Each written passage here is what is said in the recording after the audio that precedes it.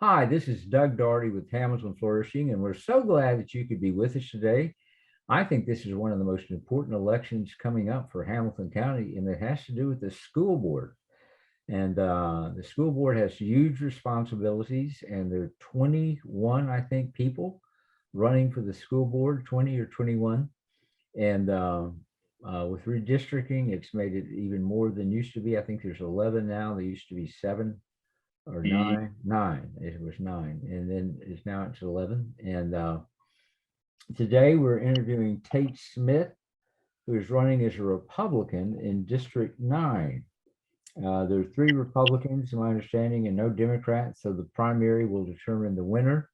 I will remind voters that a plurality wins in a primary, not a majority. So the person with the most votes wins, period, whether it's a majority or not.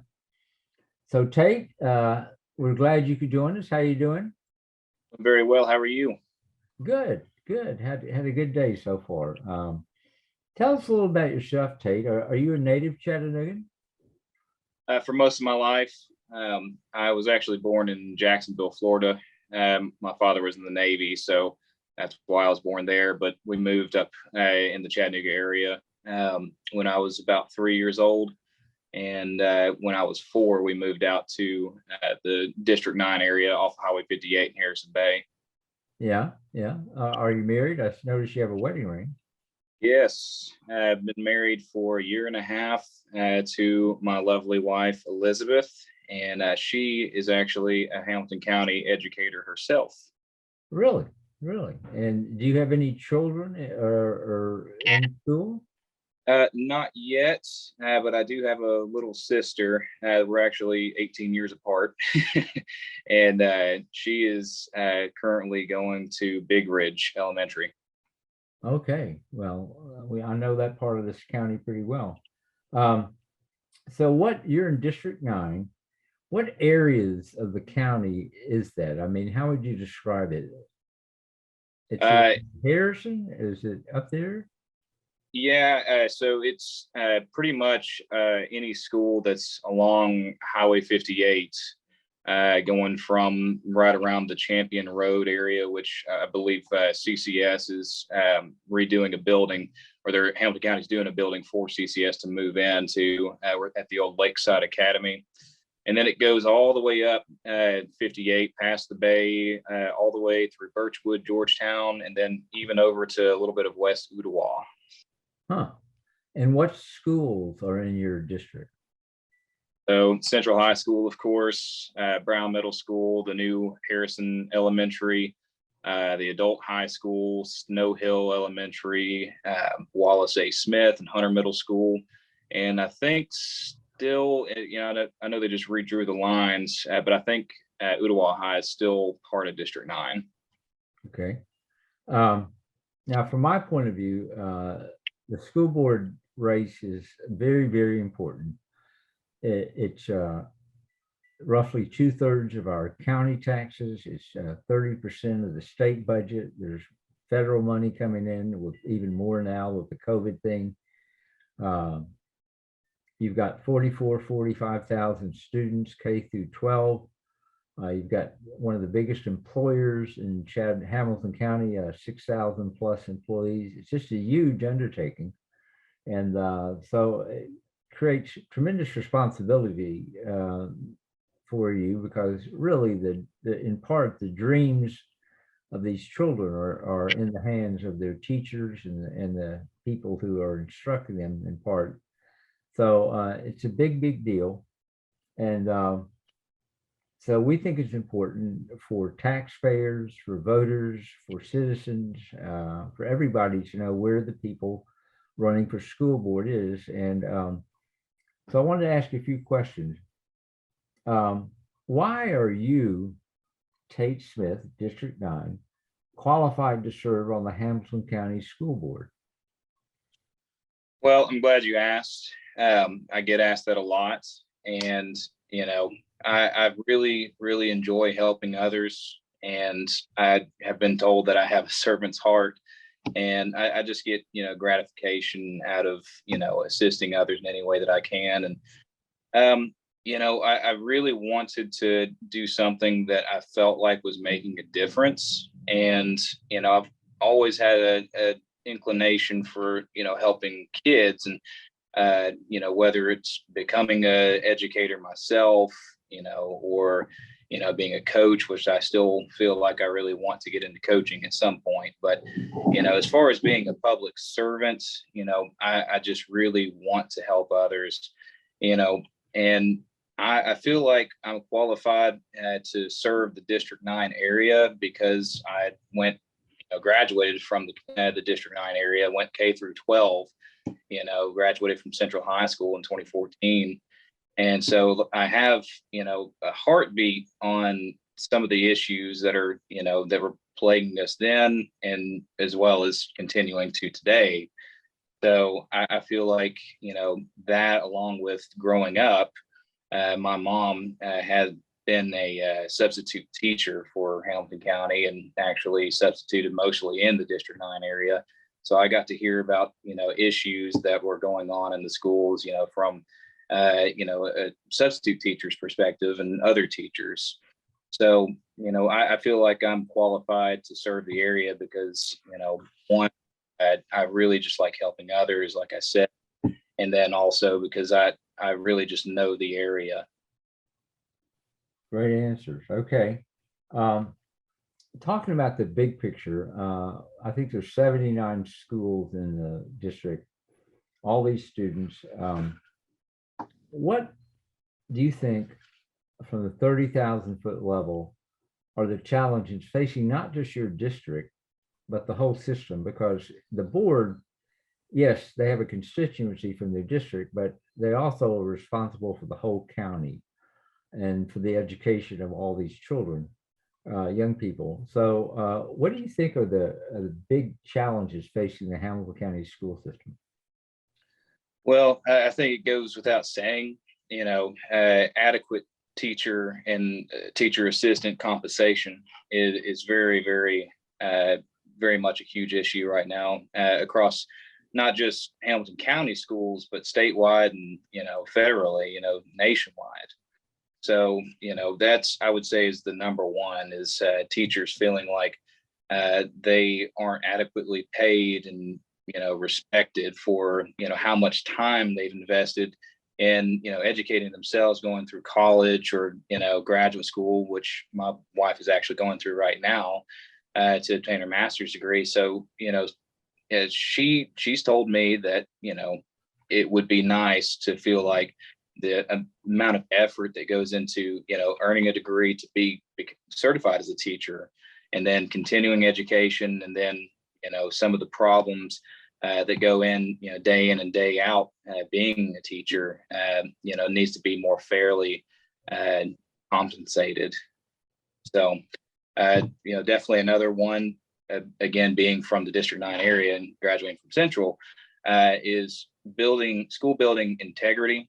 And one issue that I faced personally my sophomore year is that we were out for 3 days, and it was because the ceiling was falling in because there was a leak that wasn't dealt with. And, I guess, I'm sure everyone that is watching this has seen on the news where Tyner staged a walkout because of their school building, issues that they were having with the roof falling in. So definitely just general upkeep or renovations for school buildings is very, very important. And then lastly, I would say one of the major problems that I see is bullying and how it's dealt with. And, it seems like it's something that it's always a problem, and everyone wants to talk about, a solution, and no one does anything really about it. So those are my three main issues that I can see. Okay. Now let's move just a little, let's get a little more granular. Your District 9, do you have any priorities for your District 9 school? Yeah, absolutely. I mean, going back to facing the main concerns, with adequate teacher pay, but, mostly with school renovations and, general upkeep, and then handling bullying. I was at the last school board meeting last month, and that was when there were 15 speakers, and 3 of which had told personal accounts of their children in the District 9 system who faced, bullies. And one of them was, in my opinion, was outright assault, from one student to another. And they just feel like nothing is being done. And so one way that I believe, something like that can be handled or dealt with more fairly and effectively is I had an idea of working with the rest of the board to try to standardize this idea, if elected. And that is every student should have a piece of technology, whether it's a Chromebook or their personal cell phone, and having either a Google Documents or an app that could effectively, quickly catalog, a bullying report. So I think one of the biggest issues is that parents and students may not feel like they can go to the school, a teacher, administrator, or administration at the Board of Education and have, their report cataloged. So this app would basically be able to timestamp their report so that everyone can see it, and that if it's ever an issue in the future, they don't have to, thumb through paperwork or anything. It's right there, streamlined. And then, just kind of an extra point to that is revitalizing how bullying is handled. And what I mean by that is it seems like there's more zero tolerance issues that kind of, further punishes the victim, in my opinion. So if there's, like, for instance, a obvious instance of bullying and the victim is defending themselves, then I personally don't feel like that victim, that student, should be punished, to sometimes, honestly, to a worse degree than, the aggressor. So I feel like that there needs to be better, more modernized, regulation on how to handle an actual bullying instance. Great. Well, thanks, Tate. Move on just a little bit. The school board really has 3 priorities. They really have 3 management tools. They are hiring or firing the superintendent, and then he reports to the board. Then they have the budget, which is probably the biggest tool they have. It's a big document. I think it's 400 to 600 pages long.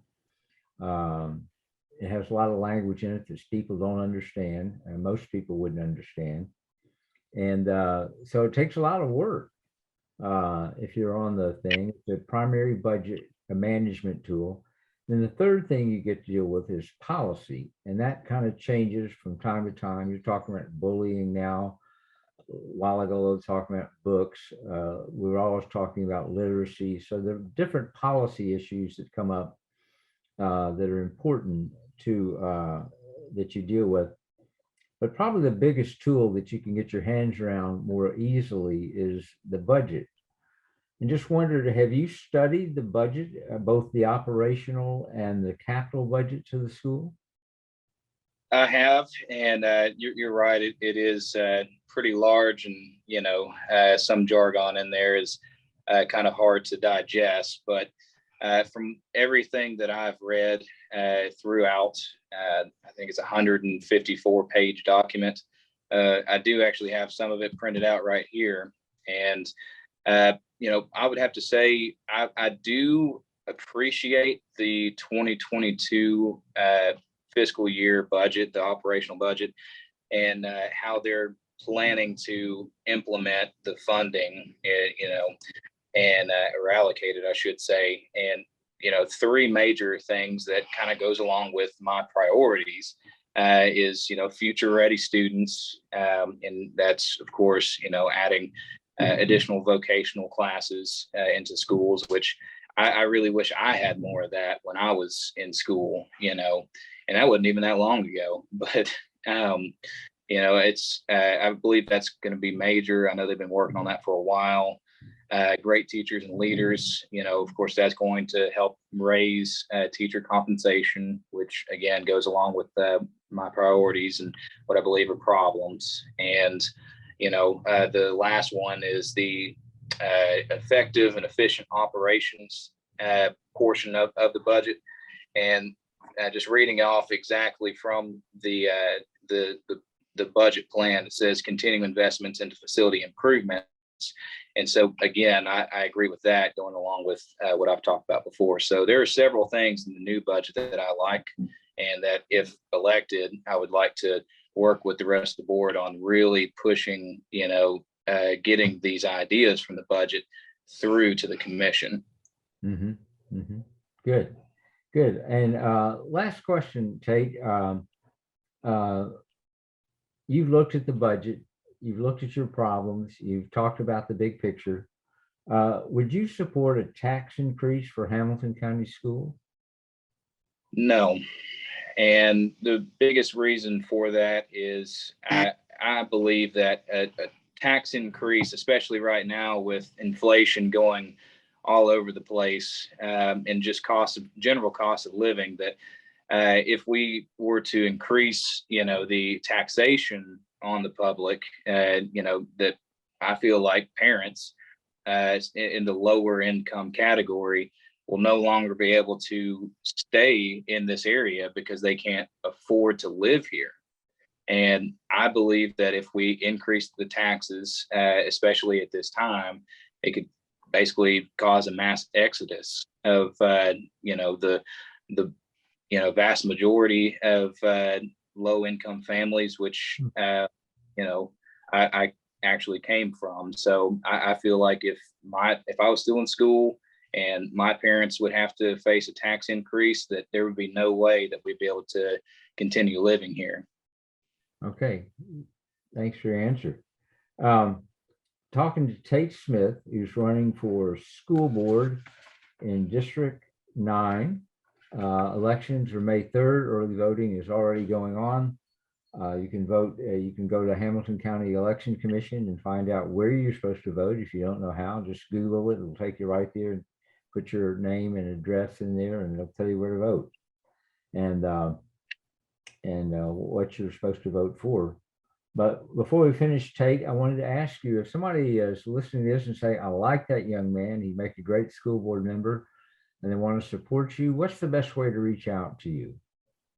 I'm always available by phone, and I would say 24/7, because I love talking to people.